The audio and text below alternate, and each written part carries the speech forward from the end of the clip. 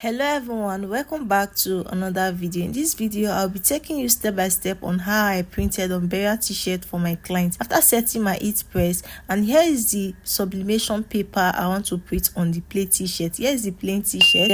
Then I take my plain t-shirt and put it under my heat press as usual. Then after placing it under my heat press, I take the sublimation paper I want to print on top of the shirt. Then I use this thing that I'm holding, it's called 10 floor. I place it on top. This one will prevent your clothes from burning. So here I was already tired but I was still trying because the clothes was very many. So after then, and here is the plain design. Wow, is this not beautiful? Check this design. Is this not beautiful? I have online class that is already going on, which I will be teaching you how to set your heat press, how to know the difference between sublimation paper and your DTF printing. I will teach you from scratch. Even if you are not a professional, I will teach you everything about branding. It's going for 25,000 naira. If you found this video helpful, please do well to subscribe, like the video and comment.